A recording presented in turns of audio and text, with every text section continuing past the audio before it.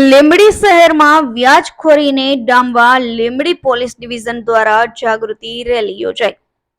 લીંબડી શહેર અને તાલુકાના ગ્રામ્ય વિસ્તારોમાં વ્યાજખોરોની જાળમાં ફસાયેલાને જાગૃત કરવા આ રેલી યોજાઈ હતી। લીંબડી ડીવાયએસપી વીએમ રબારીના આગેવાની હેઠળ નીકળેલી આ rally ST depot road, White House ચોકથી ગ્રીન ચોક સુધી યોજાઈ હતી।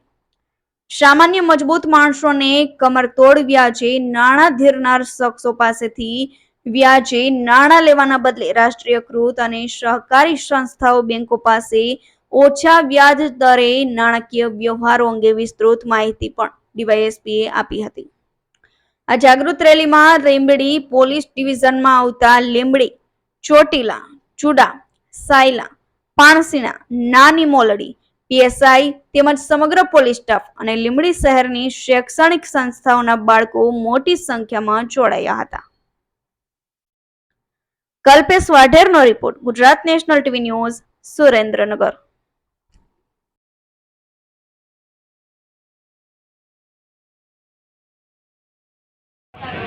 શું કહેશો સાહેબ આજે? માન્ય ગૃહમંત્રી સાહેબશ્રીના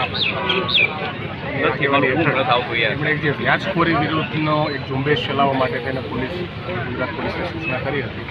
એના અનુસંધાને માન્ય એનઆઈજી સાહેબ અને એસપી સાહેબ એમની સૂચનાથી આજે લીંબડી ટાઉનમાં સમગ્ર લીંબડી ડિવિઝનની પોલીસ અને સાથે સાથે સ્કૂલના બાળકો અને સામાજિક આગેવાનોને સાથે લઈ અને માઇક સિસ્ટમ, અનાઉન્સમેન્ટ અને પોસ્ટરોના માધ્યમથી અને એક રેલીના માધ્યમથી જે વ્યાજખોરીનું જે દૂષણ એને દૂર કરવા માટે થઈ અને લોકોને એક આહ્વાન કરવામાં આવેલું છે। લોકોને ફરિયાદ કરવા માટે થઈને પ્રોત્સાહિત કરવા માટે તેનો પ્રયત્ન કરવામાં આવેલો છે અને લોકોને ફરી એકવાર અમારા તરફથી વિનંતી છે કે જે વ્યાજખોરીનું દૂષણ છે એના લીધે આર્થિક રીતે પણ લોકો ભાંગે છે અને ઘણી વખત પોતે સુસાઇડ સુધી પણ પહોંચી જતા હોય છે। તો આ દૂષણને દૂર આપણે સાથે મળીને કરીએ અને તમે મેક્સિમમ તમારી જે ફરિયાદો છે અમારા સુધી રૂબરૂ અથવા ટેલિફોનિક અમને જાણ કરીને પહોંચાડો અને કોઈ પણ આવી વ્યાજખોરી રિલેટેડ તમને કોઈ ઇસ્યુ હોય, કોઈ ફરિયાદ હોય તો પ્લીઝ અમારો કોન્ટેક્ટ કરો કે જેથી કરીને આવા કોઈ